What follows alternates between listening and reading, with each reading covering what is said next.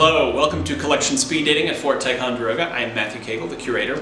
Today I'm in our Thompson Pell Research Center, where Fort Ticonderoga holds our library and archives, with a particularly interesting document from the summer of 1776.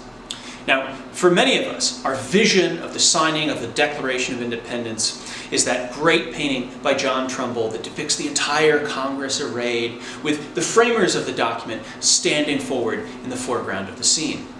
However, it's a bit misleading, especially since the artist, John Trumbull, was not in Philadelphia when the event occurred, but here at Ticonderoga, where he was acting as the Deputy Adjutant General to Horatio Gates in charge of the Northern Continental Army.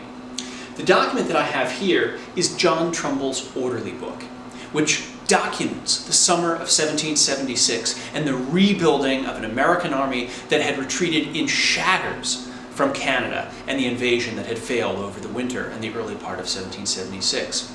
This document is remarkable in that it condenses the military orders that were being issued at Fort Ticonderoga and its environs over the summer and fall of 1776 that show how Gates was able to rebuild that army and ultimately defend this position against the British when they made an attempt to attack in the late fall of that year.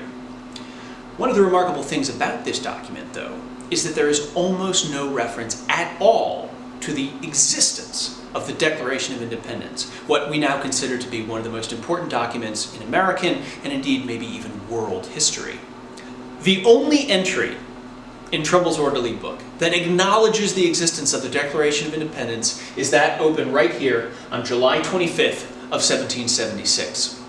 Here, the parole and the countersign, effectively the passwords for coming and going from camp, are listed as the Congress and Independence. Once again, the only reference that this momentous event had occurred here. We know that the Declaration of Independence had arrived, that word of the document was known at Ticonderoga by July 15th of 1776, although it took some time for the copy of the text to arrive here. And it was only on July 28th, shortly after this, that it was read to the Pennsylvania Brigade on the heights of Carillon by General Arthur St. Clair.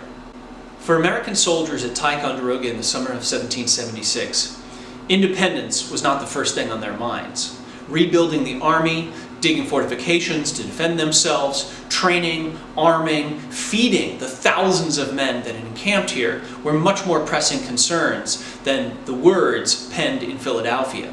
And it was up to armies in the field, like those at Ticonderoga that summer, to make sure that the words of the Declaration of Independence would become reality.